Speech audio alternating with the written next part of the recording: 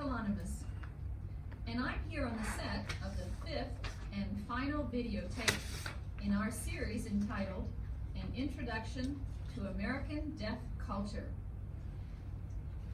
This segment deals with the issue of identity and group membership.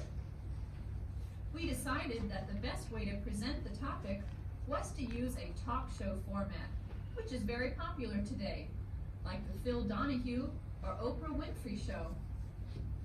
So, we have brought together a panel of deaf guests and have invited an all-deaf audience to participate. For our show, MJ Bienvenu will be the moderator. The material should generate a lot of excitement. We hope you'll enjoy it. Hello, ladies and gentlemen, and welcome. Today we will address the issue of membership in the deaf culture. But first, allow me to introduce our panel. On the far left is Freda Norman.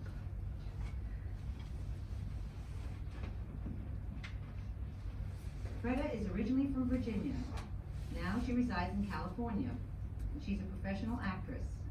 The man in the center is Jay Franco.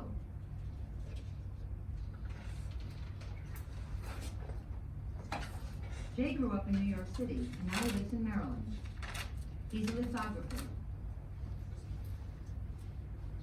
And next to me is Sue Phillip.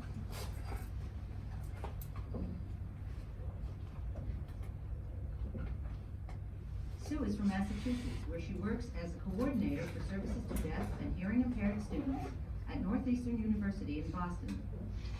And now, my first question to the panel. Have you ever wondered how deaf people are able to pick another deaf person out in a crowd or out in public? I thought there must be some special cues or signals that we pick up on. What do you think?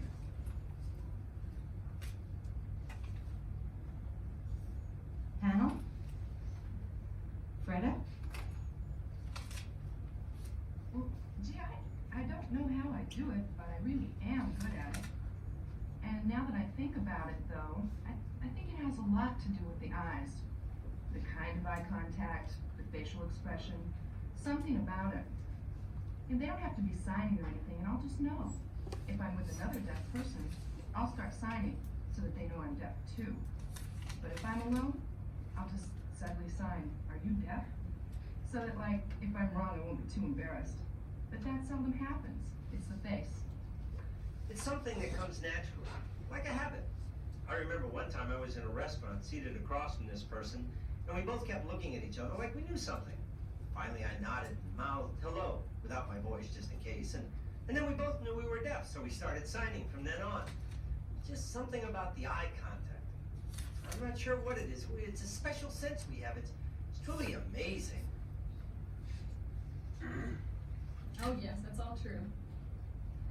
Okay, well, it's pretty clear that we can pick out a deaf person from some physical behaviors.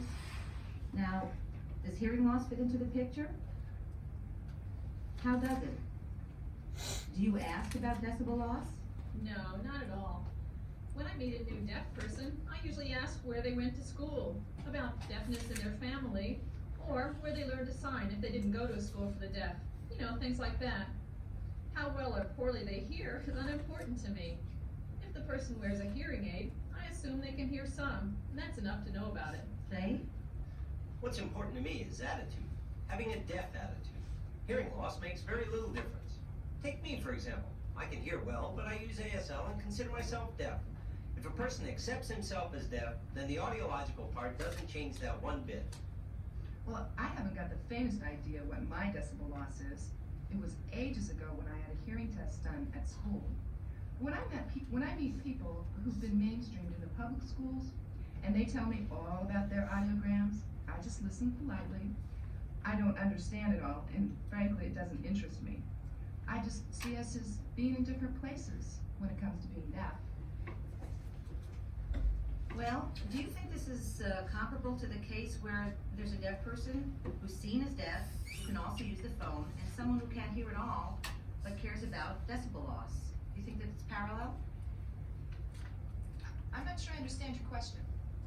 I'm sorry, it wasn't very clear.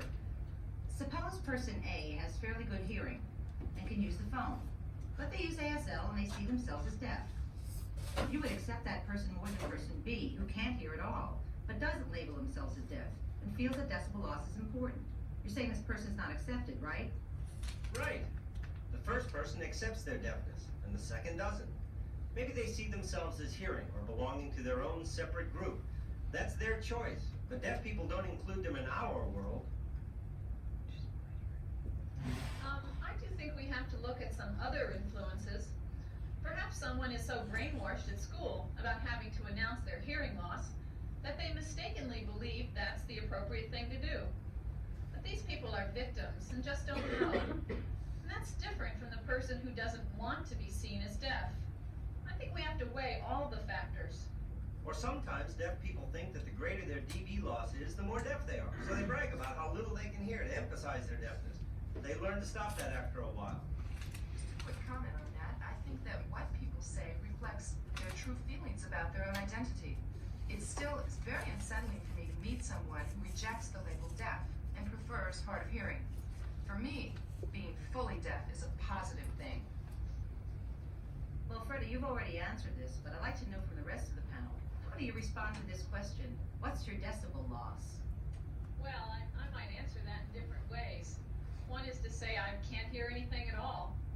Another response might be that from what I remember about my school audiogram years ago, my graph goes right off the page, and that's me.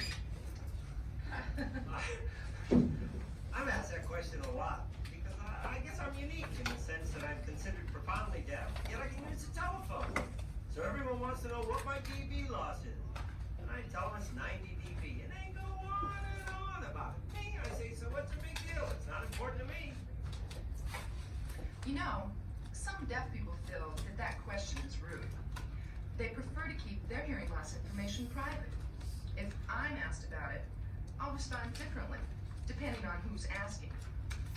If it's a deaf person who hasn't had the opportunity to learn the rules, I'll try to let them know that it's not an appropriate question, and then go on. If they seem obsessed with it, I'll make the point much more strongly, and let them know that I don't appreciate their interest in it. It's actually rare for a culturally deaf person to ask another about hearing loss. It's almost always hard of hearing or hearing people who care about those things. That's right, but now all these kids coming out of mainstream programs are into talking about their hearing losses. Right. Yeah, they're encouraged to be proud of every decibel they've got. Question down front? When I tell people I meet that I have a hard of hearing sister, they usually ask me about her hearing loss. They never ask me about mine, just hers. Now it's interesting. As soon as I tell them that she married a hearing man and she can use the phone, they ask the question. I wonder if they want proof that she can really function in the hearing culture, you know, that she's chosen to be a part of. I don't know, I just wonder about that. I don't want to respond to that. Well, I'm thinking that because she married a hearing man, people feel she must hear very well herself. Now, wait just a minute. I married. I know, you've got a hearing husband too, but I'm just trying to address her question. We're talking about her sister now. All right, go ahead. You know I love you. You see, it's a... Well, maybe it's because my sister really grew up in the hearing world. You know, she attended public schools and a hearing college. Actually, she went all the way through graduate school at hearing schools. See, Freda? Her case is different. She never went to school with deaf people. She obviously had to have some hearing to make it that way. She's just not like us at all. Okay, you're forgiven. Question? Yeah, you know, I think that some people ask about DB loss because they're looking for some way to become members of a group with which they can easily identify. So that if, you know, one person has the same DB loss as another, that they could possibly be friends. Are you talking about for hard of hearing people? Oh, I think that would be for hard of hearing people, I think. Well, I would agree with that. Yes, that's true. Over here? Yeah, back to the sister case. I think that people ask because your whole family is deaf, and people need a reason to explain why your sister is different from the rest of the family. You know, why did she choose to be in another culture? Well, actually, my mother is hard of hearing too, but they don't ask her. I guess it's because she didn't make the choice to leave our world like my sister did. Okay, you have the floor. You know, perhaps it's a sign of the changing times. In your mother's generation, there wasn't mainstreaming and all of the focus on hearing loss like there is now. Yes. But, you know, I can remember when I can't see. Oh, okay. I remember when I was working as a house parent in a school for the deaf, and I do have some hearing, but when I interacted with deaf people at the school, no one asked me about it. When I used the phone maybe to interpret for a deaf student, people were curious. They wanted to know how much hearing I had.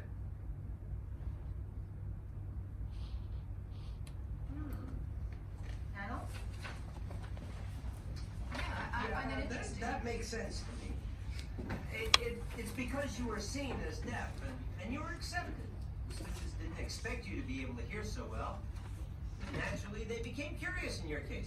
But they just wouldn't ask as a matter of course in a conversation.